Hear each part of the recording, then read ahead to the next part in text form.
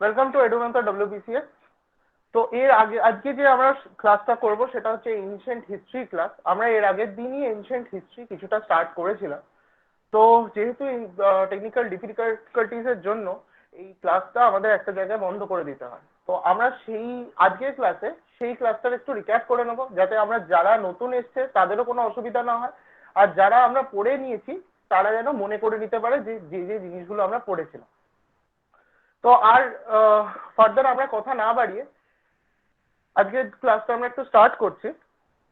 তো এর আগের দিন আমরা দেখেছিলাম যে আমরা সিলেবাস কি কি দেখেছিলাম, যে আমরা সিলেবাস পড়ে নিয়েছিলাম যে সিলেবাসের মধ্যে আমরা কি কি স্টার্ট করব, এবং আমরা ফার্স্ট যে চ্যাপ্টারটা স্টার্ট করছি সেটা হচ্ছে pre history and the concept of history.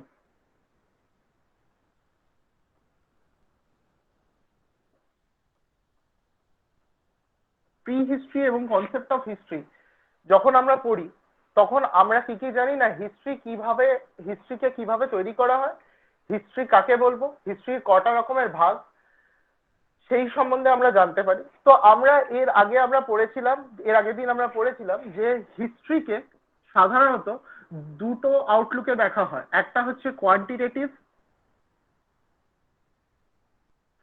আরেকটা হচ্ছে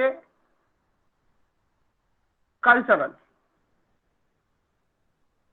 যখন আমরা হিস্ট্রিকে এরা, ইয়ন, ইপোক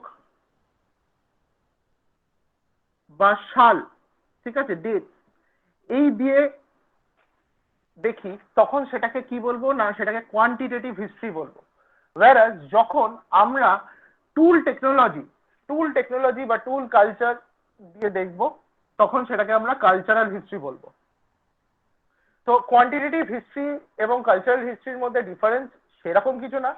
যদি কালচারাল হিস্ট্রির মধ্যে দেখি, আমরা দেখেছি কি না নিওলিথিক কালচার, এক্সাম্পলস যেমন নিওলিথিক কালচার বা লিথিক কালচার, ঠিক আছে, এগুলো হচ্ছে কালচারাল হিস্ট্রির মধ্যে পড়ে। কোয়ান্টিটিভ হিস্ট্রি মানে কি না এরা, ইয়ন, ইপোক, ডেট, এডি, বিসি, এগুলো সবই যখন এই হিসাবে দেখায় তখন আমরা কোয়ান্টিটেটিভ হিসাবে বলি।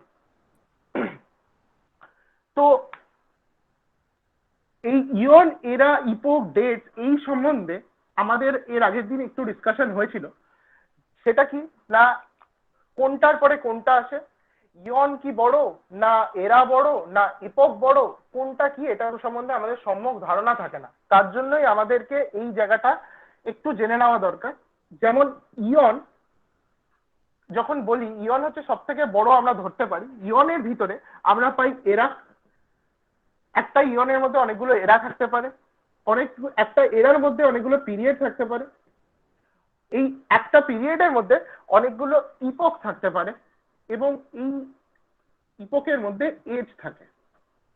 তো আমাদের যদি প্রশ্ন হয় যে আমরা এখন কোন ইয়নে রয়েছি, তাহলে আমরা বলবো আমরা ফ্যানেরোজোইক ইয়নে রয়েছি। দেখো তোমরা জিওগ্রাফিতে পড়ার সময় অনেক সময় পড়েছো যে প্রি ক্যাম্বিয়ান এরা একটা টার্ম তোমরা পড়েছো। তো এই যে প্রি ক্যাম্বিয়ান টার্মটা তোমরা যেটা পড়ো সেইটা আসলে কি না, এইটা অ্যাকচুয়ালি ইয়ন। ফেনেরোজোইক, প্রি ক্যাম্বিয়ান এগুলো কিন্তু ইয়ন, এগুলো কিন্তু এরা নয়, যদিও আমাদের বইতে অনেক সময় এরা হিসাবে ডিনোট করে দেওয়া থাকে, ঠিক আছে। তো এরপরে আমরা চলে আসি যে আমরা কোন এরার মধ্যে রয়েছি। আমরা এখন সেনোজোইক এরার মধ্যে রয়েছি। এর সঙ্গে আমরা পড়েছিলাম কি না মেসোজোইক এরা বলতে কি, মেসোজোইক এরা কিসের জন্য ইম্পর্টেন্ট, মেসোজোইক এরা হচ্ছে এরা অফ রেপটাইলস। তোমাদের এটা প্রচুর প্রশ্নে আসে পরীক্ষা। এরপরে আমরা দেখবো এই সেনোজোইক এরার মধ্যে দুটো পিরিয়ড রয়েছে, একটা হচ্ছে টার্সিয়ারি পিরিয়ড, আরেকটা হচ্ছে কোয়াটারনারি পিরিয়ড। কি কি পিরিয়ড রয়েছে, tertiary period, quaternary period. Tertiary পিরিয়ডের কথা আমরা কোথায় শুনেছি, যে আমরা হিমালয়া তৈরি হয়েছে টার্সিয়ারি পিরিয়ডে। বহুবার প্রশ্ন এসছে, বিসিএস থেকে শুরু করে তোমাদের সিজিএল থেকে সব জায়গায় এই প্রশ্নটা খুবই কমন। তো আমরা টার্সিয়ারি এরার কথা আমরা এখানে জানতে পারছি।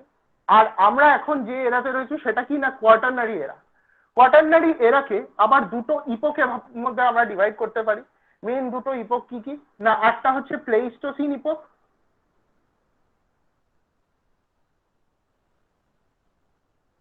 আর আরেকটা হচ্ছে হলোসিন ইপোক। তো এখানে আমাদের ইম্পর্টেন্স কোথায় না, এরপরে আমরা দেখব যে প্লেইস্টোসিন হলোসিন এগুলো কি, এবং এখান থেকে আমরা আরো বেশ কিছু কিছু কোয়েশ্চেন সম্বন্ধে আমরা জানব। এইটুকু আমরা দেখেছিলাম। এছাড়া আরেকটা ইম্পর্টেন্ট কনসেপ্ট আমরা দেখেছিলাম কি না, আমরা অনেক সময় হিস্ট্রির ক্ষেত্রে বলে থাকি যে এডি বিসি, সেরকম ভাবেই আমরা বলে থাকি, অনেক সময় বইতে লেখা থাকে বিসিই সিই, এইসব ওয়ার্ডস গুলো। এই ওয়ার্ডগুলো কি এবং এই ওয়ার্ডগুলো কি ডিনোট করে সেই সম্বন্ধে আমাদের যদি কিছু জানতে হয়, তো এখানে একটা ছোট কনসেপ্ট রয়েছে, সেই কনসেপ্টটা সম্বন্ধে আমরা একটু জেনে নেব। কিরকম না, এডি, এডি কথাটার মানে কি? এডি কথাটার মানে আমরা ম্যাক্সিমাম সময় সবাই বলে কি না স্যার আফটার ডেথ, এই কথাটা আফটার ডেথ, কিন্তু অ্যাকচুয়ালি এটা কিন্তু ভুল। তোমাদের যদি পরীক্ষায় এরকম লিখে দেয় যে এডি মানে আফটার ডেথ, তোমরা কিন্তু আফটার ডেথ অ্যান্সার করবে না, ঠিক আছে? এডি কথাটার মানে হচ্ছে অ্যানো ডমিনি, ANNODOMINI, অ্যানো ডমিনি। এই অ্যানো ডমিনি কথাটার মানে হচ্ছে এরা ইয়ার অফ দ্য লর্ড, এরা বলছি year of the Lord, year of the Lord. এই অ্যানো ডমিনি কথাটার মানে কি না ইয়ার অফ দ্য লর্ড, বোঝা যাচ্ছে? সেরকম বিসি বলতে কিন্তু আমরা বলি বিফোর ক্রাইস্ট বা বিফোর ক্রাইস্ট। বিসিই আর সিই বলতে কি বুঝি? সি মানে কমন এরা, সিই ফুল ফর্ম হচ্ছে কমন এরা, আর বিসিই মানে হচ্ছে বিফোর কমন এরা। তো প্রশ্নটা এখানে যে আমরা কোথায় এডি ইউজ করব, কোথায় বিসি ইউজ করব, কোথায় বিসিই ইউজ করব, কোথায় সি ইউজ করব, কোনটা কারেক্ট কোনটা কারেক্ট নয় সেই সম্বন্ধে আমরা জানবো।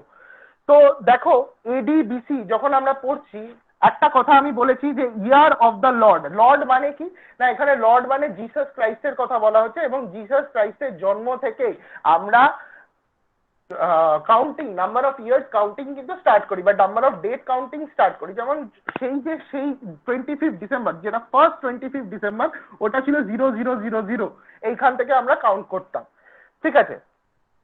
তো আবার এখানে আমরা বলছি যে বিফোর ক্রাইস্ট, ওয়েরাজ এখানে আমরা বলছি বিফোর এর বা বিফোর কমন এরা, বিফোর কমন এরা, আর সি বলছি কমন এরা।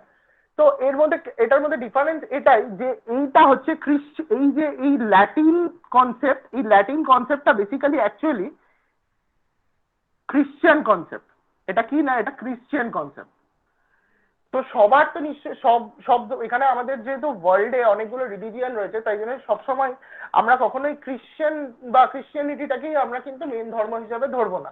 আমরা যাতে সব ধর্ম যে জিনিসটাকে অ্যাকসেপ্ট করতে পারবে সেই জিনিসটাকেই ধরবো, এবং তখন তাই জন্য আমরা এই বিসিই কথাটাকে ধরেছি। তো বিসিই মানে বিফোর কমন এরা, ঠিক আছে? বিফোর কমন এরা এই জন্যই আমরা ধরেছি যাতে আমাদের এই ক্রিশ্চিয়ানিটি বা অন্য কোনো রিলিজিয়ানকে প্রাধান্য না দেওয়া হয়, তার জন্যই আমরা এই কনসেপ্টটা ধরেছি। তো আমাদের প্রশ্ন এটা আসবে না, যদিও আমাদের প্রশ্ন আসবে যে কবে থেকে আমরা অ্যাকচুয়ালি এই এটা স্টার্ট করি, যে বিসিই যে বা সিই বা এডি বা বিসি, এই যে এই কথাগুলো যে কবে থেকে আমরা স্টার্ট করি, হঠাৎ করে এডি কি যেটা যীশু খ্রিস্টের জন্ম সময় থেকেই কি স্টার্ট হয়ে গেছে? তা নয়, একেবারেই তা নয়। এটা কিন্তু 00 থেকে ধরা স্টার্ট হয়নি, এটা স্টার্ট হয়েছিল 525 বিসি থেকে, এই সরি 525 এডি থেকে, বা আমরা বলতে পারি সিই থেকে, ঠিক আছে? 525 এডি বা সিই থেকে। এটা একজন গ্রিক রাজা ডায়নোসিয়াস এর কথাটা বলেছিল। তোমাদের ডায়নোসিয়াসের ব্যাপারে সম্বন্ধে জানতে হবে না, আমাদের শুধু এইটুকু জানতে হবে যে 525 থেকে শুরু হচ্ছে। তো আমরা এই পর্যন্ত জেনে নিলাম যে এর আগের দিন যে যে ইম্পর্টেন্ট টপিকস গুলো পড়েছিলাম সেই সম্বন্ধে আমরা জেনে নিলাম। এইবার আমরা দেখবো আজকের টপিক, যে টপিকটা হচ্ছে লিথিক এজেস এবং আদার কন্টেম্পোরারি এজেস। তো আমরা যখন লিথিক এজেস পড়ছি, তখন লিথিক এজেস মেইনলি কি সেই সম্বন্ধে আমরা কিন্তু জানছি। তো লিথিক এজেস কার মধ্যে পড়ে? দেখো লিথিক এজেস বেসিক্যালি কিছুটা পার্ট প্রি হিস্ট্রি, আর একদম শেষ পার্ট কিসে পড়ছে না এইটা হলো প্রোটো হিস্ট্রিতে পড়ছে, সেটা প্রোটো হিস্টোরিতে পড়ছে। তো লিথিক এজেস এর ফার্স্ট পার্টটা কিসে পড়ছে না প্রি হিস্ট্রিতে পড়ছে, আর সেকেন্ড পার্টটা বা একদম লাস্ট পার্টটা সেটা প্রোটো হিস্ট্রির মধ্যে পড়ছে। আমরা এখান থেকে একটু জেনে নিয়েছিলাম যে প্রি হিস্ট্রি আর প্রোটো হিস্ট্রির মধ্যে ডিফারেন্স কি না, প্রি হিস্ট্রিতে আর্কিওলজিক্যাল এভিডেন্স থাকবে, রাইটিংস থাকবে না, সেই রকম আর্কিওলজিক্যাল এভিডেন্সই শুধু থাকবে। যখন আমরা শুধু আর্কিওলজিক্যাল এভিডেন্স নিয়ে দেখবো তখন সেটাকে আমরা বলবো প্রি হিস্ট্রি। যখন আমরা আর্কিওলজিক্যাল প্লাস রাইটিংস নিয়ে আমরা দেখবো তখন আমরা কি দেখবো না, তখন সেটাকে আমরা বলবো হিস্ট্রি বা কন্টেম্পোরারি হিস্ট্রি। আর আরেকটা পার্ট রয়েছে সেটা হচ্ছে প্রোটো হিস্ট্রি। প্রোটো হিস্ট্রি হচ্ছে তখন আর্কিওলজিক্যাল বা রাইটিং এভিডেন্স দুটোই থাকবে, কিন্তু রাইটিং এভিডেন্সের এক্সাক্ট ডেসক্রিপশন বা সেটাকে যে রাইটিংস গুলোর মানে কি সেই সম্বন্ধে আমরা জানতে পারি না, রিভিলিশন গুলো হয়নি রাইটিংস এর। তো তখন সেইগুলোকে বলবো কি না প্রোটো হিস্ট্রি। শুধু এইটুকুই নয়, ধরো আমরা দুটো জায়গা রয়েছে, দুটো জিওগ্রাফিক্যাল লোকেশন রয়েছে, এটা এক্স এটা ওয়াই, দুটোই কন্টেম্পোরারি কালচার। এক্স এর দুটোই আর্কিওলজিক্যাল এভিডেন্স প্লাস রাইটিংস আমরা পাচ্ছি, কিন্তু সেগুলো ডিসাইফার করতে পারছি না। ওয়্যারএজ ওয়াই এর আমরা আর্কিওলজিক্যাল এভিডেন্স পাচ্ছি, রাইটিংসও পাচ্ছি, এবং ওয়াই এর রাইটিংস এর মধ্যে এক্স এর ব্যাপারেও আমরা কিছু কিছু কথা শুনতে পাচ্ছি। তখন আমরা যখন আমরা অন্য একখানা দেশের হিস্ট্রি থেকে আমরা এক্স সম্বন্ধে জানতে পারবো, তখন সেটাকে আমরা বলবো কি না প্রোটো হিস্ট্রি বলবো। এইটাই হচ্ছে মেইন ডিফারেন্স। প্রোটো হিস্ট্রি অন্য কোনো একটা জিওগ্রাফিক্যাল লোকেশনের রাইটিংস থেকে আরেকটা থার্ড যে জিওগ্রাফিক্যাল লোকেশন সম্বন্ধে আমরা বা তার কালচার সম্বন্ধে আমরা তখন জানি, তখন সেটাকে আমরা বলি প্রোটো হিস্ট্রি। তো আমরা মেইনলি পাচ্ছি না যে লিথিক এজেস এর সেকেন্ড পার্টটা প্রোটো হিস্ট্রির মধ্যে পড়ে। তো লিথিক এজেস যখন আমরা বলি, লিথিক এজেসকে আমরা কি রকম ভাবে দেখি? লিথিক এজেস মেইনলি আমরা দেখি প্যালিওলিথিক, মেসোলিথিক, নিওলিথিক, এই কটার মধ্যেই, এই তিনটে ভাগের মধ্যেই ভাগ করি। কিন্তু অনেক সময় হয় কি আরেকটা পার্টও আমরা পড়ি, সেটা হচ্ছে চালকোলিথিক। তো অনেকের এই সম্বন্ধে একটা ডিবেট রয়েছে, চালকোলিথিক কি লিথিক এজেস এর মধ্যে পড়ে না পড়ে না। তো এই ডিবেট সম্বন্ধে আমরা পরে আসবো। আগে আমরা একটু প্যালিওলিথিক, মেসোলিথিক, নিওলিথিক এই সম্বন্ধে আরেকটু জেনে নিই। দেখো paleolithic is also known as old stone age. Old stone age বলা হয় এই প্যালিওলিথিক এজটাকে। এই সময়টা কি না 5 লাখ টু 10,000 BC। ঠিক আছে। মেসোলিথিক আসছে কি না 10,000 থেকে, অ্যারাউন্ড 10,000 থেকে 10K থেকে 6K BC। নিওলিথিক 6K থেকে প্রায় 3,000 বা 3K BC পর্যন্ত আমরা পাচ্ছি। এবং তারপরে চালকোলিথিক 3K এর পরে, আফটার 3K টু 1000 বা 500 BC। যাই হোক, তো আমরা এই তিনটে ফেজে মেইনলি প্যালিওলিথিক, মেসোলিথিক, নিওলিথিককে আমরা ভাগ করতে পারি। তো দেখো প্যালিওলিথিক এজ সম্বন্ধে যখন আমরা পড়বো, প্যালিওলিথিক এজ সম্বন্ধে আমাদের পড়ার আগে ফার্স্ট যে জিনিসটা জানতে হবে যে প্যালিওলিথিক এজ কেন ইম্পর্টেন্ট, আমরা কেন প্যালিওলিথিক এজ পড়বো, এবং প্যালিওলিথিক এজের রেলিভেন্সটা কি, আমাদের ইন্ডিয়ার সাথে প্যালিওলিথিক এজের রেলিভেন্সটা কি।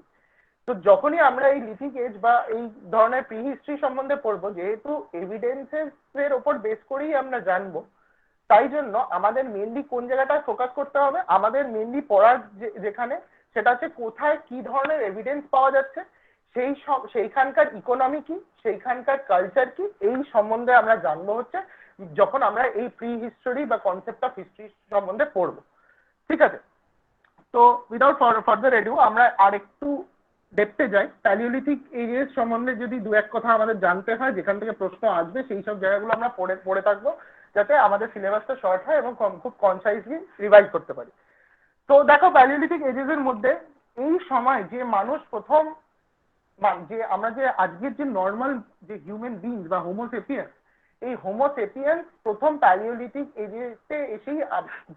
এজে আসে। তাই জন্য প্যালিওলিথিককে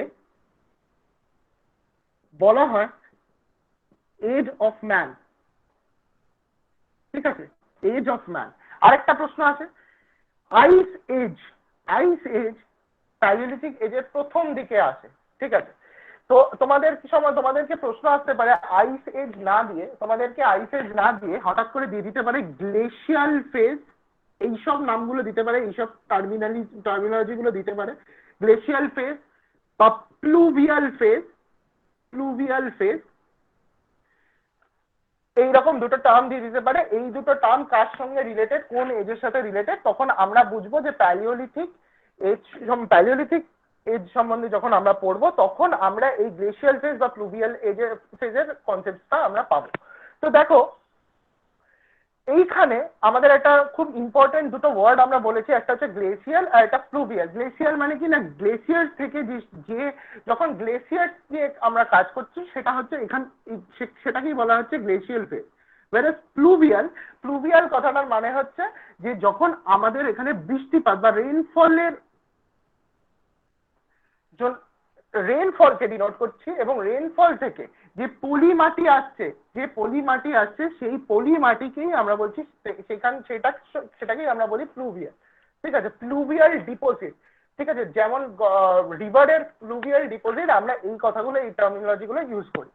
ঠিক আছে, তো দেখো প্যালিওলিথিক এজকে আমরা মেইনলি তিনটে ভাগে ভাগ করি। প্যালিওলিথিক এজকে আমরা তিনটে কি ভাগে ভাগ করি না, একটা হচ্ছে ফার্স্ট হচ্ছে আর্লি অর লোয়ার, তারপর এটা হচ্ছে মিডল, তারপর এটা হচ্ছে আপার বা লেট। এবার প্রশ্ন হচ্ছে আর্লি আর লোয়ার আমরা যখন বলছি, আর্লি আর লোয়ারের কথা যখন আমরা বলছি, তখন আর্লি আর লোয়ারের মধ্যে অ্যাকচুয়াল ডিফারেন্সটা কি? দেখো আর্লি মানে হচ্ছে একদম প্রথমে। ঠিক আছে, আর তাহলে আমাদের তারপরে আসবে কি, ফার্স্টে আসবে আর্লি, তারপরে আসবে লোয়ার, ঠিক আছে, তারপরে আসবে মিডল, তারপরে আসবে আপার, তারপরে আসবে লেট। তো তোমাদের যাতে সুবিধা হয় আমি তাই জন্য সিকোয়েন্সটা বলে দিলাম, আর্লি, লোয়ার, মিডল, আপার, লেট, এইভাবে তোমরা মনে রাখবে তাতে তোমাদের সুবিধা হবে। ঠিক আছে, তো দেখো যে যখন আমরা এই এজেসগুলো সম্বন্ধে পড়বো তখন আমাদের মেইনলি কি পড়বো না, এখানে কি ধরনের টুল টেকনোলজি, টুল মানে কি না যেসব জিনিসপত্র ইনস্ট্রুমেন্টস দিয়ে আমরা যেসব ইনস্ট্রুমেন্টস আমরা এই সময় আবিষ্কার করতে পেরেছি সেগুলোকে আমরা টুল টেকনোলজি বলি। আর আরেকটা জিনিস আমরা কি দেখবো না, এরপরে যখন মিডিল আপার লেটে যাব তখনও আমরা সেই টুল টেকনোলজির উপর ডিপেন্ড করেই আমরা দেখবো। ঠিক আছে, আর কি দেখবো, আর আরেকটা জিনিস আমরা দেখবো সেটা হচ্ছে যে কিছু কিছু কালচারাল ফেজেস, যেমন কি খেত কি না খেত সেই সম্বন্ধে আমরা জানবো। এইটুকু জানলেই আমাদের হয়ে যাবে। তার সঙ্গে আরেকটা খুব খুব খুব ইম্পর্টেন্ট জায়গার দরকার, যে কোথায় কোন জিনিসটা পাওয়া গেছে। তো আমরা এই সম্বন্ধে যখন আমরা কথা বলি তখন আমরা একটা নাম এর আগের দিন আমি বলেছিলাম, সেটা হচ্ছে রবার্ট ব্রুস ফুট। এই নামটা খুব ইম্পর্টেন্ট আমাদের কাছে, কারণ এই প্রথম একটা হ্যান্ড অ্যাক্স আবিষ্কার করেছিল, যেটা প্রায় 5 লাখ ইয়ার্স আগোর পুরনো, 5 লাখ বছরের পুরনো একটা হ্যান্ড অ্যাক্স আবিষ্কার করেছিল। কবে না, 1863-তে। সেই হ্যান্ড অ্যাক্সকেই বলা হয় Pallavaram hand অ্যাক্স।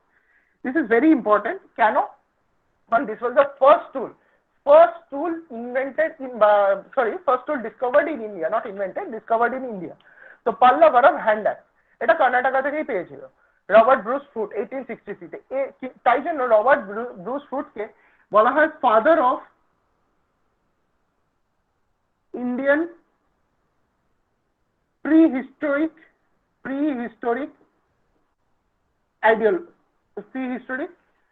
Archaeology. Father of prehistoric archaeology Robert Bruce ফুটকে বলা হয়।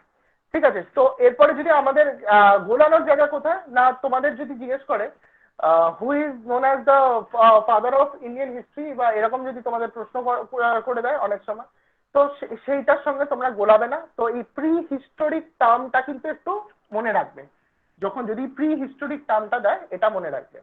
ঠিক আছে, তো এই গেল আমাদের প্যালিওলিথিক এজের স্টার্টিং পার্ট। এবার প্যালিওলিথিক এজের সম্বন্ধে আমরা আস্তে আস্তে এই যে তিনটে এজ আমরা বললাম, এই তিনটে এজ সম্বন্ধে আমরা জানবো।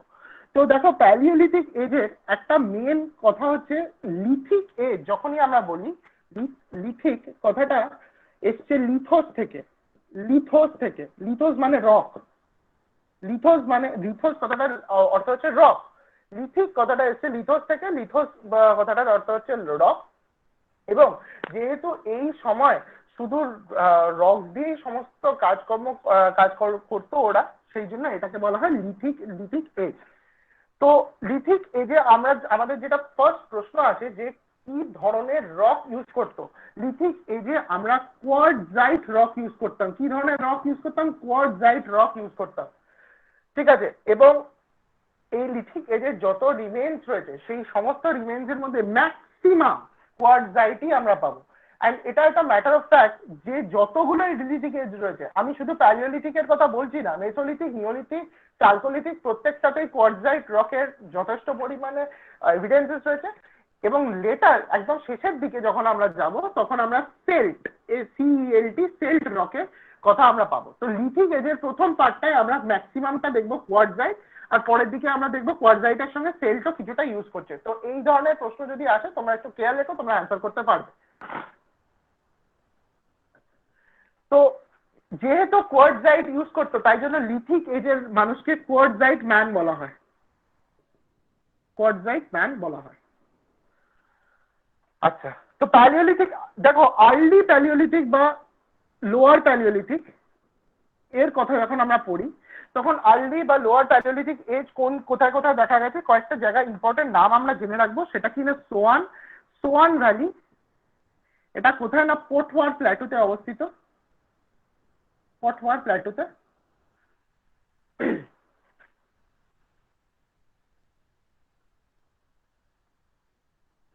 অবস্থিত, ঠিক আছে।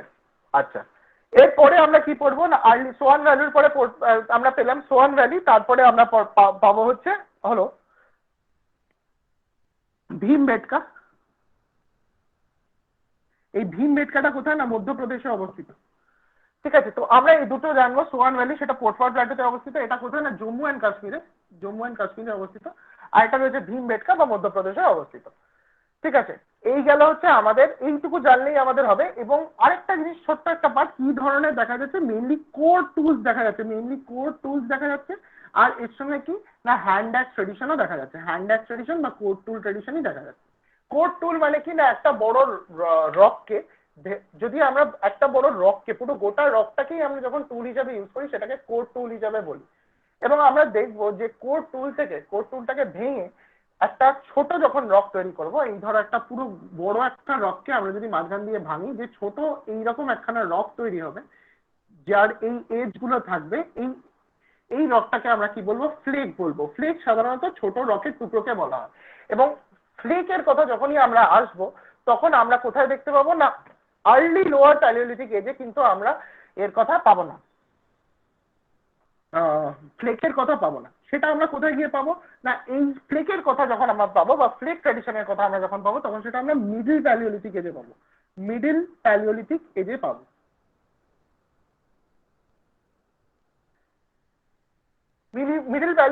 এজ কিসের জন্য বিখ্যাত? দেখো, ফ্লেক ট্র্যাডিশনের জন্য বিখ্যাত। মানে কি না, একটা বড় রকের থেকে একটা পার্ট, এই যে এই ছোট্ট পার্টটা ভেঙে নিল, সেই ছোট্ট পার্টটার তো একটা ধারালো জায়গা রয়েছে, সেই ধারালো জায়গাটাই ওরা ইউজ করতো, তাই জন্য এটাকে ফ্লেক ট্র্যাডিশন বলা হয়, ঠিক আছে। তো এই ফ্লেক ট্র্যাডিশন আমরা কোথায় কোথায় পাচ্ছি না, নর্মদা ভ্যালিতে পাচ্ছি, আর কোথায় না তুঙ্গভদ্রা ভ্যালিতে পাচ্ছি। দেখো, নর্মদা ভ্যালি থেকে আমরা একটা পেয়েছি, সেটার নাম হচ্ছে, একটা রিমেন্স পেয়েছি, সেটাকে বলা হয় নর্মদা ম্যান। এবং সেই নর্মদা ম্যান বেসিক্যালি, তোমাদের যদি প্রশ্ন আছে যে নর্মদা ম্যান কোন এজে বিলং করতো, তাহলে মিডিল প্যালিওলিথিক এজে বিলং করতো, তোমরা এই অ্যান্সারটা করে আসবে। তো এরপরে আমাদের আর মিডিল প্যালিওলিথিক থেকে আর যদি জায়গা বলতে হয়, তো মহারাষ্ট্রের একটা জায়গা আছে নেভাসা। তো নেভাসা জায়গাটাও খুব ইম্পর্টেন্ট। এইটা এই অ্যারাউন্ড খুব রিসেন্টলি, মানে এই ধরো 90s গিয়ে এইচডি সাংকালিয়া প্রথম নেভাসার কথা বলেছে। এইটুকু জানলেই আমাদের হবে, এর বেশি আমাদের পড়ার দরকার নেই। তো মিডিল প্যালিওলিথিক পর্যন্ত আমরা পড়লাম। এরপরে আমরা যেটা পড়বো সেটা হচ্ছে আপার প্যালিওলিথিক, এবং আপার প্যালিওলিথিক থেকেই মেনলি চেঞ্জটা শুরু হবে। মেনলি কি চেঞ্জ শুরু হবে না, আপার প্যালিওলিথিক এজে যখন আমরা যাব, ঠিক আছে, আপার প্যালিওলিথিক এজে আমরা যখন যাব তখন আমরা দেখব যে এখন আর ফ্লেক এবং বোন টুলস আমরা ইউজ করছি না, তার বদলে আমরা কি ইউজ করছি না, তার বদলে আমরা ব্লেড টুল ইউজ করছি। Blade tool, what is blade tool? দেখো, ব্লেড টুলস আর বেসিক্যালি বোন টুল। বোন টুল বা অ্যানিমেল রিমেন্স, যেখান থেকে কোনো একটা জন্তু মরে যাচ্ছে তার যে রিমেন্স, সেই অ্যানিমেল রিমেন্সকেই বলা হয় ব্লেড টুল। তোমরা ভাববে যে আমি এখান থেকে তোমাদেরকে কেন পড়াচ্ছি। দেখো, এইখান থেকে তোমাদের আমি এই ব্লেড টুলস, বোন টুলস, এই যে কথাগুলো আমি বলে দিচ্ছি, তোমাদেরকে এরকম স্টেটমেন্ট আকারে কোয়েশ্চেন দিতে পারে যে এই সময় এই জিনিসটা দেখা গিয়েছিল, ট্রু অর নট, ফলস। তো তোমাদের এরকম 3টে স্টেটমেন্ট দিয়ে দিল, তার এর মধ্যে কোন কোনগুলো ট্রু, কোন কোনগুলো ফলস, এই ধরনের প্রশ্ন তোমাদের দেখা দিতে পারে। যেমন একটা খুব সিম্পল এক্সাম্পল আমি তোমায় দিতে পারি, যে তোমাদেরকে জিজ্ঞেস করতে পারে blade tools were use in the in which period, বা in Neolithic period, in Mesolithic period, বা in Upper Paleolithic period। তো তোমাদের ওখান থেকে এই ধরনের প্রশ্নগুলো তোমরা পাবে। তো তাই জন্য আমি তোমাদেরকে এই জায়গাগুলো একটু বলে রাখছি। দেখো, তো তারপরে দেখো আমি যেটা বলছিলাম যে ব্লেড টুলস কি না বেসিক্যালি অ্যানিমেল রিমেন্স থেকে পাওয়া যাচ্ছে। আর আরেকটা জিনিস পাওয়া যাচ্ছে না, বিউরিনস বলছি। বিউরিনসটা কি না, বিউরিনসও এইরকম একখানা ওভাল শেপে, বাট এর এখানে একটা হ্যান্ডেল লাগানো, ঠিক আছে, একটা হ্যান্ডেল লাগানো, সেইটাকে বলে বিউরিন। তাহলে ব্লেড টুলস, বিউরিনস, এইগুলো আমরা পাচ্ছি কোথায় না, আপার প্যালিওলিথিক এজে। তো এই পর্যন্ত আমাদের আপার প্যালিওলিথিক এজ সম্বন্ধে যা যা জানার দরকার সেইটুকু আমরা জানবো। আর আরেকটা জিনিস আমাদের ছোট্ট একটা জিনিস বলে রাখার দরকার, যে এই সময় মানুষ কিন্তু সাধারণত হান্টার গ্যাদারারই ছিল, মেনলি হান্টার আর গ্যাদারার। খুব বড় জন্তু জানোয়ার শিকার করতো না, কারণ তাদের টুলস গুলো যেগুলো ছিল সেগুলো ছোট টুলস ছিল। তো সাধারণত ছোট ছোট জন্তু জানোয়ার এগুলোকেই শিকার করতো, এবং যতটা সম্ভব ছোট ছোট দলে বা ট্রাইবে, ছোট ছোট জায়গায় তারা স্পার্সলি ইন্ডিয়ার বিভিন্ন জায়গায়, ইন্ডিয়া এবং ওয়ার্ল্ডের বিভিন্ন জায়গায় ছড়িয়েছিল। তো এইটুকু সম্বন্ধে আমাদের জানলেই হবে। এরপরে আমরা মেসোলিথিক কালচারে চলে যাব। এবার মেসোলিথিক কালচার যখন আমরা ডিসকাস করব তখনই একটা শিফট হবে। কিসের শিফট না, দেখো আমরা এতক্ষণ পড়েছিলাম যে প্লেইস্টোসিন ইপোকের কথা পড়েছিলাম। প্লেইস্টোসিন ইপোকের মধ্যে আমরা ছিলাম, প্লেইস্টোসিন ইপোকের কথা বলেছিলাম। বাট যখনই আমরা মেসোলিথিক কালচারে চলে যাব না, মেসোলিথিক কালচারে কিন্তু আর আমরা সেই প্লেইস্টোসিন ইপোকে থাকবো না। আমরা প্লেইস্টোসিন ইপোকে নেই, আমরা মেসোলিথিক কালচার কোথায় রয়েছি না, হলোসিনের মধ্যে চলে গেছি। এই তাই জন্য মেসোলিথিক কালচার সাধারণত হলোসিন ইপোকের মধ্যে দেখা হয়। তো এইটা আমাদের মনে রাখতে হবে। তো মেইন ডিফারেন্সটা কি এইখানে, দেখো মেসোলিথিক কালচারে মানুষ প্রথম ফার্স্ট সব থেকে ইম্পর্টেন্ট এবং সব থেকে যে একখানা মানে এইটার বাইরে আমাদের এখান থেকে প্রশ্ন আসবেই না হয়তো ধরতে পারি, যে দুটো জিনিস আমরা এখানে খুব ইম্পর্টেন্স পাচ্ছি। একটা কি, ফার্স্ট পার্ট হচ্ছে কি ডোমেস্টিকেশন অফ অ্যানিমাল। ডোমেস্টিকেশন অফ অ্যানিমাল এইটা আমরা এখানে পাচ্ছি, হলোসিনের মধ্যে পাচ্ছি। আর সেকেন্ড পার্ট আমরা কি পাচ্ছি, সেকেন্ড পার্ট আমরা যেটা পাচ্ছি সেটা হচ্ছে রক পেন্টিং। খুব বেসিক রক পেন্টিং হতো, কিন্তু হতো তো তখনকার সময় ওরা এই ধরনের রক পেন্টিংই করতো হয়তো, কিন্তু এই ধরনের রক পেন্টিং করলো তারা করতো, তো তাই জন্যই এটা আমাদের ইম্পর্টেন্ট। তো আমরা যেহেতু দুটো আর্কিওলজিক্যাল এভিডেন্স পাচ্ছি, ইম্পর্টেন্ট আর্কিওলজিক্যাল এভিডেন্স, তাই জন্য মেসোলিথিক এরাটা আমাদেরকে এখান থেকে জানতে হবে। তো ডোমেস্টিকেশন অফ অ্যানিমেলস কোথায় পাওয়া যাচ্ছে না, ডোমেস্টিকেশন অফ অ্যানিমেলস প্রথম আমরা মেসোলিথিক এজেই পাচ্ছি। আর আরেকটা কথা আমাদের মনে রাখতে হবে যে ইউজ অফ ফায়ার কিন্তু আমরা আপার প্যালিওলিথিকেই আমরা চলে গেছি। আপার প্যালিওলিথিকের আগেই আমরা হয়তো ফায়ার ইউজ করতে শিখে গেছি, কিন্তু মেসোলিথিকে গিয়ে নিজে ফায়ার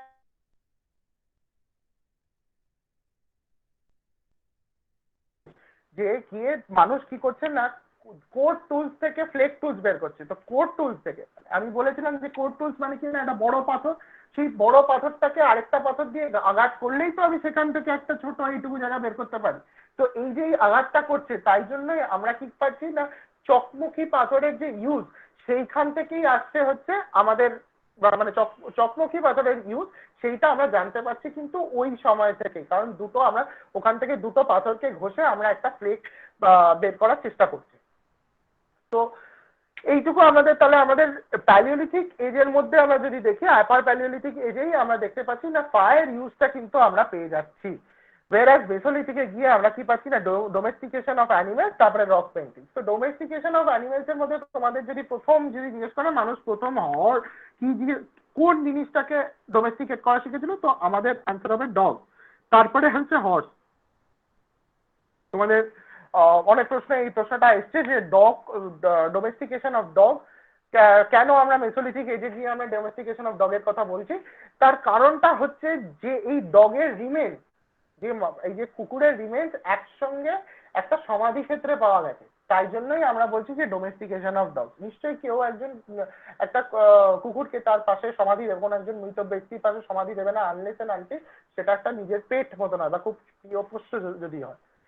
তো এই পর্যন্ত আমরা পড়লাম হচ্ছে, এইবার হচ্ছে মেসোলিথিক এজের মধ্যে আরেকটা আমাদের জিনিস এবার যেগুলো জানতে হবে সেগুলো হচ্ছে যে মেসোলিথিক এজেস কোথায় কোথায় দেখা যাচ্ছে। যদি দেখা যাওয়ার কথা বলি তাহলে আমরা দেখবো যে লংনাচ কোথায় না, গুজরাটে অবস্থিত আমরা পাচ্ছি, ঠিক আছে। আর পাচ্ছি কৈমুর রেঞ্জ, সেটা কোথায় না, মির্জাপুর। আমরা সবাই মির্জাপুর সম্বন্ধে জানি, কোথায় মির্জাপুর আমার আর বলতে হবে না, সেটা উত্তরপ্রদেশে অবস্থিত। আচ্ছা, তো এই গেল হচ্ছে আমাদের। আচ্ছা, এখান থেকে আরেকটা জিনিস আমরা দেখতে পাচ্ছি না, ভীমবেটকা কেভ আর্ট পাচ্ছি, খুব ইম্পর্টেন্ট এটা, কেভ আর্ট আমরা ভীমবেটকাতে পাচ্ছি, যে এই ধরনের কেভ আর্ট পাচ্ছি আমরা, খুব বেসিক লেভেলে করা। এবং এই যে কেভ আর্ট গুলো করা হতো, এগুলো সাধারণত মানে শাকসবজি, ফ্রুট, এগুলোর থেকে, এগুলোর যে রস, সেই সব রস দিয়েই করা হতো। তাই জন্য তোমাদের এর মধ্যে কালার কিন্তু আমরা একটু হলেও লাল জাতীয় কালার, লাল ধরনের কালার আমরা দেখতে পাবো, ঠিক আছে। তো এইখান থেকে আমাদের একখানা আরেকটা ইম্পর্টেন্ট প্রশ্ন আসে, আদমগড় এমন একটা জায়গা, ঠিক আছে, আদমগড় এমন একটা জায়গা সেখানে earliest evidence of domestication of animal domestication was found, আদমগড়।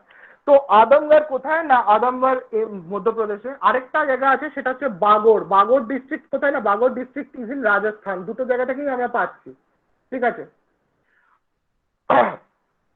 আচ্ছা, তাহলে এই গেল আমাদের মেসোলিথিক এজ। মেসোলিথিক এজের যদি টাইম পিরিয়ডটা আমরা যদি দেখি, মেসোলিথিক এজের টাইম পিরিয়ডটা মোটামুটি ধরো 9000 থেকে প্রায় ওই ধরো 7000 পর্যন্ত, ঠিক আছে। মেসোলিথিক এজের 7000, এটা কিন্তু বিসিই, এই কথাটা না ভুলে না যাই আমরা। তো মেসোলিথিক এজ সম্বন্ধে এইটুকু জানলেই আমাদের হবে, এর বাইরে আমাদের জানার দরকার নেই। এছাড়া আমি বলেছিলাম ভীমবেটকাতে কেভ আর্টের কথা বলেছিলাম। এরপরে আমরা চলে আসছি মেসোলিথিক এজ, যখন আমরা ক্রস করছি মেসোলিথিক। আচ্ছা, মেসোলিথিক এজের মধ্যে আমরা আরেকটা জায়গায় জিনিস আমাদের বলার দরকার, সেটা হচ্ছে যে আমরা কিন্তু ফিশিং কিন্তু এই সময় করা স্টার্ট করেছি। তোমাদের যদি প্রশ্ন আসে কোনোদিন ফিশিং কখন স্টার্ট করেছি, মেসোলিথিক এজে কিন্তু আমরা ফিশিংটা স্টার্ট করে দিয়েছি। মানে মেসোলিথিক এজের একদম লাস্টের দিকটায় আমরা কিন্তু ফিশিংটা অলরেডি স্টার্ট করে দিয়েছি। তার কারণটা কি না, এই সময় মেসোলিথিক এজের সময় মানুষ একটা জিনিস তৈরি করতে শিখেছে, সেটা হচ্ছে কি না, জাল বুনতে শিখেছে, নেট কিন্তু মানুষ এই সময় শিখে যায়। তো এই গেল আমাদের মেসোলিথিক এজ। তোমাদের যদি আর কোনো কনফিউশন থাকে তাহলে তোমরা আমায় বলতে পারো, নাহলে আমরা একটু এগোই।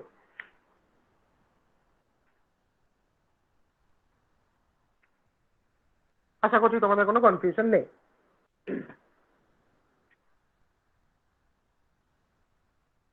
এরপরে আমরা আসবো সেটা হচ্ছে Neolithic age. Okay, Neolithic. Neolithic age, Neolithic age থেকে আমাদের বেশ কয়েকটা প্রশ্ন আছে। তো নিওলিথিক এজের ফার্স্ট আমাদের জানতে হবে নিওলিথিক এজটা কতটা থেকে কতটা। 7,000 থেকে 3,000 ধরাই যায় বিসিই নিওলিথিক এজ এই সময়। তো নিওলিথিক এজ কে নিওলিথিক রেভলিউশন কে বলেছে না গর্ডন চাইল্ড। গর্ডন চাইল্ড বলেছে নিওলিথিক এজ কে নিওলিথিক রেভলিউশন। খুব কমন প্রশ্ন এবং বহুবার এসছে। কেন বলেছে সেই সম্বন্ধে আমাদের যদি জানতে হয় তাহলে নিওলিথিক এজ সম্বন্ধে একটু জানতে হবে। দু এক কথা জানলেই আমরা বুঝে যাব যে গর্ডন চাইল্ড কেন একে নিওলিথিক এজকে নিওলিথিক রেভলিউশন বলেছে। দেখো নিওলিথিক এজের সব থেকে বড় ভ্যালু হচ্ছে নিওলিথিক এজে আমরা যেটা পাই সেটা হচ্ছে মানুষ প্রথম ফুড প্রডিউস করতে শুরু করে। ফুড ফুড প্রডিউস করতে শুরু করে মানে কি না মানুষ এগ্রিকালচারটা শেখে। কি ধরনের agriculture? Basically slash and burn আর পার্টলি সাবসিস্টেন্স এগ্রিকালচার। এই সময় মানুষের একটা বড় ব্যাপার হচ্ছে যে মানুষ প্রথম হুইল তৈরি করে, ইনভেনশন অফ হুইল। এই যখন হুইল তৈরি করে, হুইল তৈরি করার পরে আস্তে আস্তে হুইলটা থেকে পটার হুইলও আমরা পেয়ে যাই। এবং পটার হুইল পেয়ে যাওয়ার তখন অর্থ কেন পটার হুইল ইম্পর্টেন্ট আমাদের কাছে?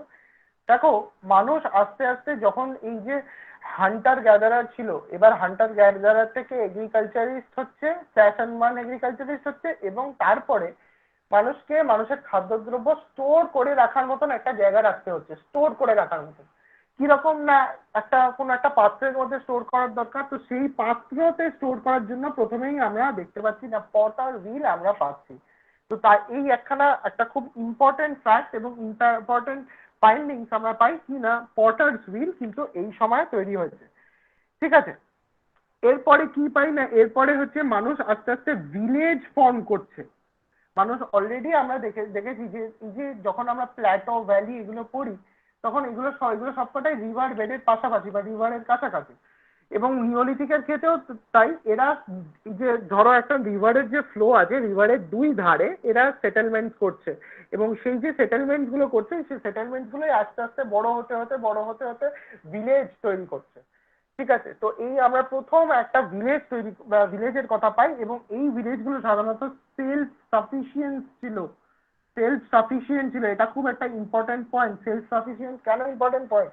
তার কারণ হচ্ছে যে সেলফ সাফিসিয়েন্ট ভিলেজ সেটা কিন্তু মডার্ন ভিলেজের একখানা ডেসক্রিপশন।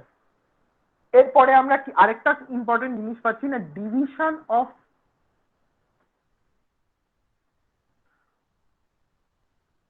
লেবার।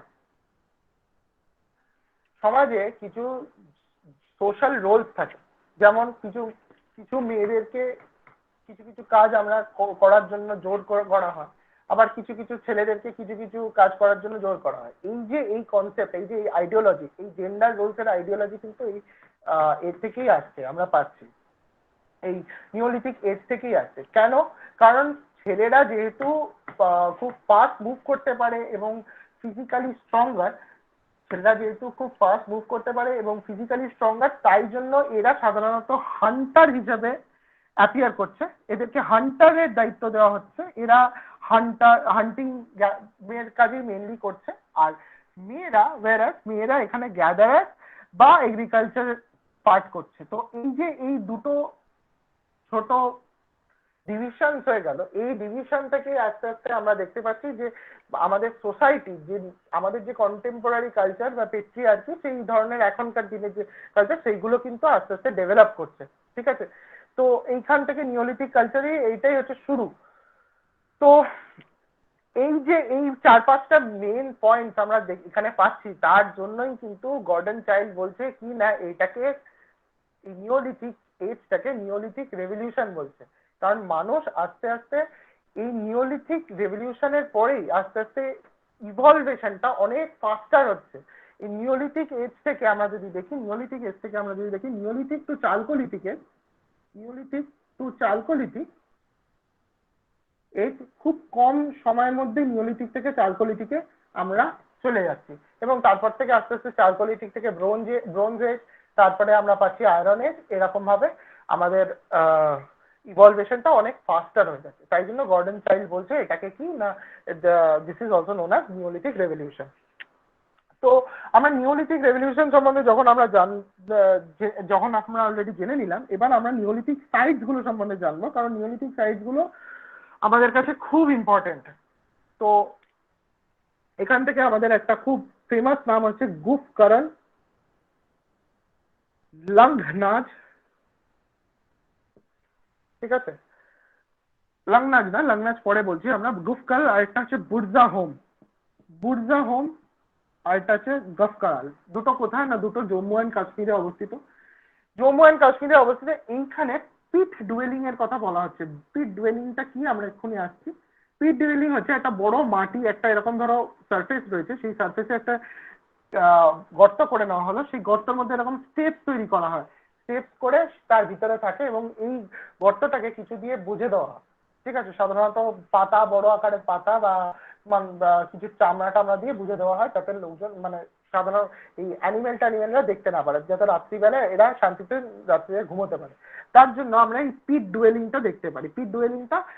এবং অনেক সময় হয়েছে কি না, পিট ডুয়েলিং এর মধ্যে যারা থাকছে, কোনো একটা বড় ধরো দুর্ঘটনা, যেমন আর্থকুয়েক বা ধরো তোমাদের খুব বড় রেইনফল হলো, তখন কি হচ্ছে না, এই জায়গাগুলো এটা ব্লক হয়ে যায় এবং এর ভিতরেই তারা মারা যাচ্ছে। এবং তারপরে আমরা যখন ফাইন্ডিংস গুলো পাই, তখন আমরা এইভাবে এখান থেকে তাদের ফাইন্ডিংস গুলো এখান থেকে পেয়েছি।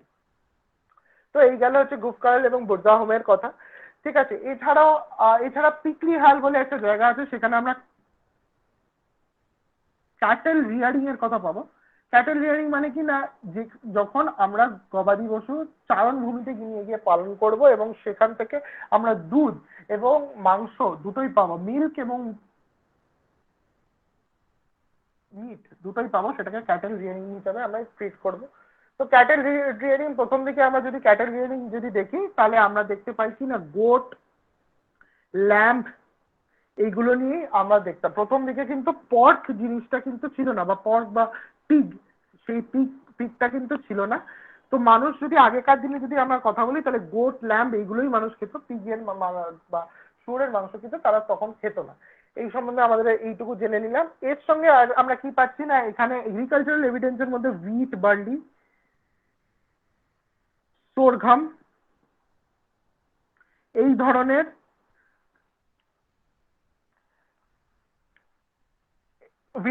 সোরঘাম এই ধরনের ফসলের কথাই আমরা, ফসলের রিমেন্সই আমরা ভালো আবিষ্কার পেয়েছি, মানে রিমেন্স যেগুলো আছে সেগুলো ভালো কোয়ালিটির রিমেন্স, সেই রকম আবিষ্কার পেয়েছি কিসে না, হুইট, বার্লি, সোরঘাম এইগুলো। এছাড়া আমরা আরেকটা দেখতে পাবো না, মেহেরগড় বলে আমরা আরেকটা জায়গার কথা পাবো, এবং এইটা সব থেকে বেশি আছে। মেহেরগড় যে প্রথম rice evidence of rice, cultivation of rice আমরা কোথায় পাচ্ছি না, মেহেরগড়। তাই জন্য মেহেরগড়কে বলা হয় bread basket of prehistoric India, বা bread basket of lithic ages বলা হয় কাকে, মেহেরগড়কে বলা হয়। তোমাদের এই কোশ্চেনটা বহুবার আগেও এসছে।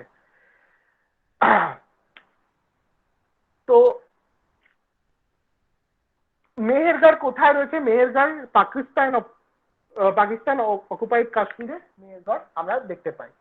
আচ্ছা, এছাড়া আরেকটা যদি আমরা দেখি, যে আমাদের এখান থেকে একটা প্রশ্ন আসে যে বেলান ভ্যালি খুব ইম্পর্টেন্ট একটা নাম, কারণ বেলান ভ্যালি হচ্ছে এমন একটা জায়গা যেখানে তিনটে ফেজ, এই যে আপার, মিডিল এবং লোয়ার, ঠিক আছে, আপার, মিডিল এবং লোয়ার প্যালিওলিথিকের প্রত্যেকটা ফেজের এভিডেন্সই কিন্তু আমরা বেলান ভ্যালিতে পাচ্ছি। এবং matter of fact, upper, middle এবং লোয়ার ছাড়াও আমরা যদি দেখি যে তোমার এরপরে মেসোলিথিক, তারপরে নিওলিথিক এবং তারপরে চালকোলিথিক, প্রত্যেকটা কালচারের রিমেন্স কিন্তু বেলান ভ্যালিতে পেয়েছি। তো তাই জন্য বেলান ভ্যালি কিন্তু ভেরি ভেরি ভেরি ইম্পর্টেন্ট। তো আমরা যদি জানতে হয় বেলান ভ্যালি কোথায় রয়েছে, আমরা অলরেডি এই নিয়ে ডিসকাস করে নিয়েছি বেলান ভ্যালির কথা। তো বেলান ভ্যালি আমরা বলে দিচ্ছি, লিখে দিচ্ছি, তা মধ্যপ্রদেশ। এই গেল আমাদের নিওলিথিক এজ পর্যন্ত। নিওলিথিক এজের পরে আমরা দেখতে পাবো যে চালকোলিথিক এজ, এবং চালকোলিথিক এজ সম্বন্ধে যখন আমরা পড়বো, চালকোলিথিক এজের সম্বন্ধে আমাদের একটা ছোট কনসেপ্ট জেনে রাখা দরকার। কি ধরনের ছোট কনসেপ্ট? দেখো, চালকোলিথিক, চালকোপাইরাইট, চালকো কথাটার অর্থ হচ্ছে কপার, চালকোপাইরাইট বা কপার সেখান থেকে আসছে। তো লিথিক অলরেডি আমরা বলছি স্টোন। তো এই সময় তার মানে কি পাচ্ছি আমরা, এই সময় কপার এবং স্টোন দুটোই ইউজ করছে, কপার এবং স্টোন দুটোই ইউজ করছে মানুষ, ঠিক আছে। তো তাই জন্য এটাকে চালকোলিথিক কালচার বলে। দেখো, চালকোলিথিক কালচার সম্বন্ধে যদি আমাদের জানতে হয়, তাহলে চালকোলিথিক কালচারের একটা খুব গুরুত্বপূর্ণ পার্ট হচ্ছে যে chalcolithic culture is very close to bronze age, বা chalcolithic age is very close to bronze age. এবং কোথায় চালকোলিথিক এজ, কোথায় ব্রোঞ্জ এজ শুরু এবং কোথায় শেষ, এটা ডিটারমাইন করা ইজ ভেরি ভেরি ডিফিকাল্ট। তোমরা যদি দেখো ইন্ডাস ভ্যালি সিভিলাইজেশন, আইভিসি, এর প্রথম পার্টটা, একদম প্রথম পার্টটা, সেই প্রথম পার্টের মধ্যে কিন্তু আমরা কিছুটা চালকোলিথিক কালচারের দেখতে পাবো। আবার যখন আমরা লেটার ভাব বা ম্যাচিওর আইভিসি যেটা দেখি, সেখানে কিন্তু আমরা ব্রোঞ্জ এজই দেখতে পাবো, ঠিক আছে। তো এই কথাটা আমাদের একটু মনে রাখতে হবে। এরপরে দেখো, এই সময় এইখানে মেন চালকোলিথিক এজে যখন আমরা যাচ্ছি, চালকোলিথিক এজে গিয়ে আমরা মেন দুটো জিনিস ইউজ করছি। সেটা কি না, red black pottery, red black pottery আমরা চালকোলিথিক এজে ইউজ করছি।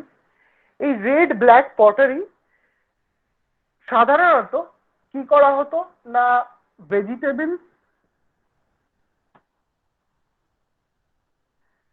প্লাস tar from fire এই দুটোকে ইউজ করে এই চালকোলিথিক পেইন্ট ইউজ করা হয়েছে। চালকোলিথিকের যে পেইন্ট, এইটা ভেজিটেবলস এবং tar from fire এই দুটোকে ইউজ করে তৈরি করা হয়েছিল। এবং এই সময় আরেকটা জিনিস আমরা দেখতে পাচ্ছি, প্লাউ, এভিডেন্স অফ প্লাউ, মানে কি লাঙলের কিন্তু এভিডেন্স আমরা এখানে পাচ্ছি। কিন্তু এই লাঙলের যে এভিডেন্স পেলেও অ্যাকচুয়ালি লাঙলটাকে কিন্তু আমরা পাইনি, whereas আমরা যখন ইন্ডাস ভ্যালি সিভিলাইজেশনে যাব, ইন্ডাস ভ্যালি সিভিলাইজেশনে গিয়ে দেখব যে সেই কালীবাঙ্গানে গিয়ে আমরা প্লাউয়ের এভিডেন্স পাবো। এই গেল তোমাদের চালকোলিথিক এজের সম্বন্ধে দু একটা কথা আমরা আরো দু একটা কথা আমরা জানবো। সেগুলো হচ্ছে কি না, এই সময় মানুষ ছবি আঁকতে জানলেও, পিকচার জানলেও, they did not know writing. এরা কিন্তু এখনো রাইটিং কিন্তু আবিষ্কার করেনি, স্ক্রিপ্ট কিন্তু আসেনি। চালকোলিথিক এজে কিন্তু আমরা স্ক্রিপ্ট দেখতে পাচ্ছি না, ঠিক আছে। বাট এরা কয়েকটা জায়গায় খুব ভালো হচ্ছে, সেটা কি না, কপার স্মেল্টিং মানে গলিয়ে নতুন কিছু তৈরি করা। এই কপার স্মেল্টিং এ কিন্তু ওরা অসাধারণ। এবং তার সঙ্গে কি না, কি এর সঙ্গে স্টিয়াটাইট, এই যে এই নামগুলো, স্টিয়াটাইট, কার্নেলিয়ান, কোয়ার্টজ, এইগুলোর ইউজ আমরা আস্তে আস্তে দেখতে পাচ্ছি। কপার স্মেল্টিং, স্টিয়াটাইট, কার্নেলিয়ান, কোয়ার্টজ, এইগুলোর ইউজ আমরা দেখতে পাচ্ছি, ঠিক আছে। তো দেখো, চালকোলিথিক কালচার, যখন আমরা চালকোলিথিক কালচারটা পড়ি, চালকোলিথিক কালচারটা আমি অলরেডি বলেছিলাম যে 3000 থেকে শুরু এবং কোথায় গিয়ে শেষ না অ্যারাউন্ড 500 বিসিতে গিয়ে শেষ চালকোলিথিক কালচার। তো চালকোলিথিক কালচার আমরা আবার যেমন 3000 থেকে 500 বলি, আবার অনেকে 3000 থেকে সেটাকে 1500 বা 1600 বলে। ঠিক আছে, এই 1600 পর্যন্ত বলে 1600 থেকে 500 পর্যন্ত এরকম অনেক সময় হয়। কিন্তু কোথায় চালকোলিথিক, কোথায় তোমার নিওলিথিক, বা কোথায় আমি যদি যদি দেখি আয়রন এজ, এই যে ডিফারেন্সটা, এই ডিফারেন্সটা বের করা খুব খুব খুব ডিফিকাল্ট। ঠিক আছে, এই এই ডিফারেন্সটা বের করা খুব ডিফিকাল্ট। কেন কেন এই ডিফারেন্সটা বের করা খুব ডিফিকাল্ট? কারণ আমরা যদি দেখি যে ইন্ডিয়াতে বা অন্য কোনো জায়গায় একই সঙ্গে দুটো জায়গায় একই সঙ্গে, ধরো নর্দার্ন এরিয়াতে, নর্দার্ন পার্ট অফ ইন্ডিয়াতে আমরা যদি দেখি আয়রন এজ চলছে, সেই সময় সাউদার্ন এরিয়াতে আমরা হয়তো দেখতে পাবো যে সেখানে তখনও চালকোলিথিক এজ চলছে বা ব্রোঞ্জ এজ চলছে। তো একেবারে গ্যারেন্টি দিয়ে বলা যায় না যে এই সময় চালকোলিথিক বা এই সময় তোমার আয়রন এজ রয়েছে। তো এই কথাটা মাথায় রেখে আমাদের কিন্তু পরীক্ষার কোয়েশ্চেন আনসার করতে হবে। যদি তোমরা অনেক সময় যদি এজ নিয়ে কনফিউজ হয়ে যাও, তাহলে এই এই জায়গাগুলো একটু খেয়াল রেখো যে একই সময় যেমন আমরা দেখছি চালকোলিথিক কালচার দেখবো, সেই সেই সঙ্গে সঙ্গে আমরা দেখবো কি না অন্য কন্টেম্পোরারি কালচার সেগুলো কিন্তু চালকোলিথিক পিরিয়ড পর্যন্ত যায়নি। ঠিক সেইভাবে ঠিক সেইভাবে আইভিসির সঙ্গে সঙ্গে ইন্ডাস ভ্যালি সিভিলাইজেশনের সঙ্গে সঙ্গে আরো আমরা অনেকগুলো কন্টেম্পোরারি কালচার দেখব।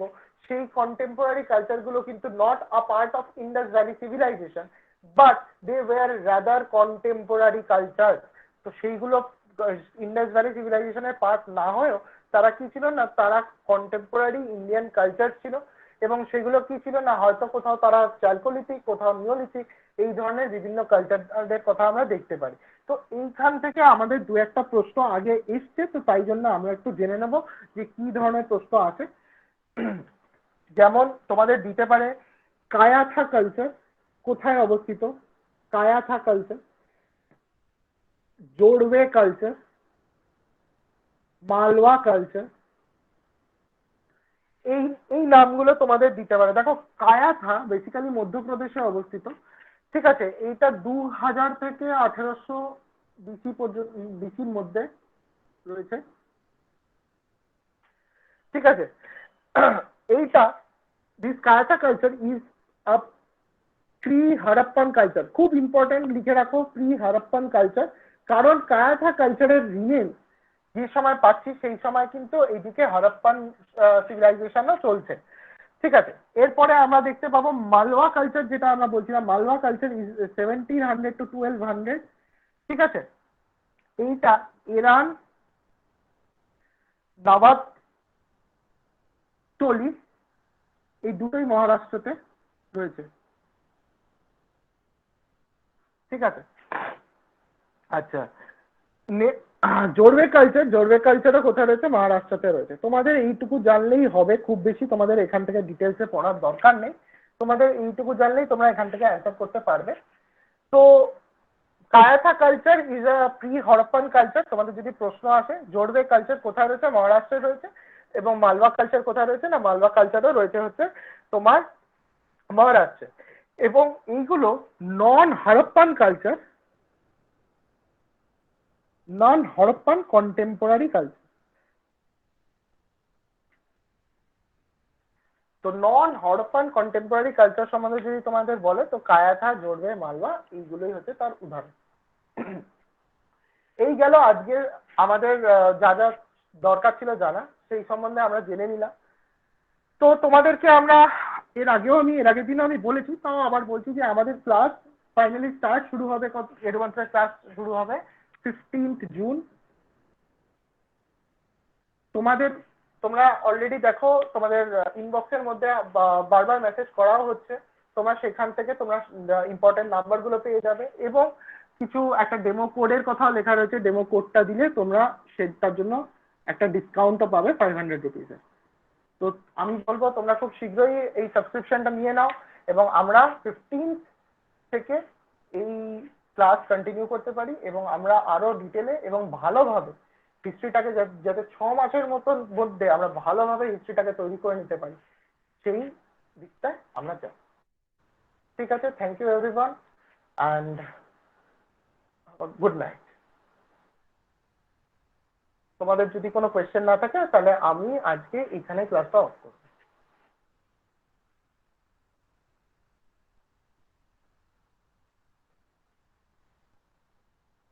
Thank you.